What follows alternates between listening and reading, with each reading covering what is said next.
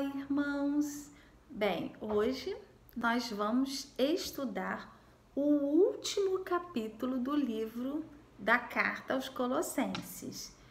E nós vamos orar para a gente começar. Senhor, muito obrigada por esse dia, por essa oportunidade. Obrigada por cada irmão que está acompanhando esse estudo. Obrigada pela tua palavra. Pedimos que o Senhor nos ajude para que entendamos a tua palavra. Em nome de Jesus, amém e amém. Bem, irmãos, eu sou a Ana, né? Os irmãos já me conhecem, da Primeira Igreja Batista em Brasilândia. E para mim tem sido um tempo maravilhoso o estudo dessa carta tão bonita. E o último capítulo é muito especial, é muito relevante, com certeza, para a época que Paulo escreveu e muito para a nossa época também. E o capítulo começa, na minha Bíblia, tem um título: Exortação à oração e à sabedoria. O primeiro versículo nós juntamos com o finalzinho do capítulo 3, que falava dos escravos e dos senhores. Então, nós vamos estudar a partir do versículo 2. Eu vou ler o versículo 2. Perseverai em oração, velando nela com ação de graças. Bem, nós temos dois verbos muito importantes. Perseverai em oração. O que é isso? Paulo está dizendo o que para as igrejas? Para a igreja de Colossos, lembra do primeiro estudo que a gente falou da igreja de Laodiceia, de Herápolis? Muito bem, então ele está falando para essas igrejas, para elas perseverarem em oração, ou seja, orar com persistência. A gente sabe que essas igrejas estavam sendo atacadas por doutrinas anticristãs. Então, Paulo está dizendo, persevera na oração. E Paulo diz também, velando nela com ação de graças. Como assim, velando na oração? Quando a gente vela, a gente vigia, né? Velando é velando, vigiando, ou seja, vigiando a nossa vida de oração, para que a gente não deixe a vida de oração de lado. E ele estava dizendo para aquelas igrejas, velem na vida de oração de vocês, vigiem, porque se vocês não vigiarem, vocês serão sim presas fáceis de doutrinas, de heresias, de falsas doutrinas. E no versículo 3, é muito bonito, porque Paulo pede oração por ele. Olha só que lindo, orando também juntamente por nós, para que Deus nos abra a porta da palavra, a fim de falarmos do mistério de Cristo, pelo qual estou também preso. Paulo, ele estava preso em Roma, e Paulo, ao escrever essa carta, ele pede para que os irmãos orem por ele, mas não para que ele seja solto, para que ele ganhe liberdade, mas para que a palavra de Deus seja livre, para que ele pudesse pregar o evangelho de Jesus Cristo, mesmo preso.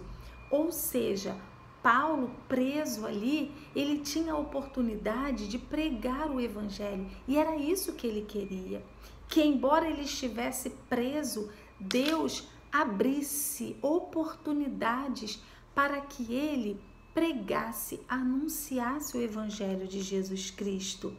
Então, quando diz aqui, ore para que Deus nos abra a porta da palavra. Então, ele estava pedindo para que Deus abrisse portas para que ele pregasse o evangelho, para que Deus desse a ele oportunidades. muito bonito, né? Porque ele estava preso e ele não pede para que Deus o liberte da prisão. Não, ele queria que Deus desse oportunidades a ele, embora na prisão. E no versículo 4 diz: para que o manifeste como me convém falar. Ou seja, como me convém falar, para que ele me mostre, para que Deus, ele pede para que Deus coloque no seu coração palavras, sabedoria, para ele tornar claro o mistério, o que antes era um mistério, a gente já estudou isso, né? Jesus Cristo, o mistério que se fez claro para todos. Então ele pede para que os irmãos orem, para que ele consiga manifestar a Jesus Cristo esse mistério que não era mais oculto. Versículo 5, ele diz: mais uma ordem: andai com sabedoria para com os que estão de fora, remindo o tempo. Sabedoria. Aí ele dá um conselho para as igrejas: andem com sabedoria, aproveitem o tempo, aproveitem as oportunidades. Versículo 6: a vossa palavra seja sempre agradável, temperada com sal, para que saibais como vos convém responder a cada um. Então ele diz que era para as igrejas andarem em sabedoria, para os que estão de fora, para aquelas pessoas que precisavam ouvir o evangelho de Cristo, e que a palavra seja agradável, temperada com sal. O sal, ele tem diversos benefícios, diversos. Um dos benefícios é conservar, né? Conservar os alimentos, principalmente naquela época, o sal era muito usado para conservar. Então, que eles conservassem, usando o sal no sentido também de conservar, não só de dar sabor à vida, mas de conservar o evangelho de Cristo, para que o evangelho puro, sem heresias, pudesse passar pelas gerações sem alteração, conservado, puro. E a partir do versículo 7, a gente vai ver o finalzinho da carta e quem leva esta carta para as igrejas, né? A gente já viu que ela foi escrita para a igreja de Colossos, mas Paulo pede que ela seja lida em outras igrejas. A gente já viu isso. Então aqui a gente sabe que Epáfras foi até Paulo, né? E a gente vai ter uma surpresa com relação a Epáfras, porque não é Epáfras quem é o portador da carta. Epáfras fica ali com Paulo na prisão. E a gente vai ver agora quem são esses portadores da carta. Bom, são dois, Tíquico e Onésimo. Onésimo é aquele escravo de Filemon que fugiu. Ele fugiu, mas ele foi parar na prisão com Paulo.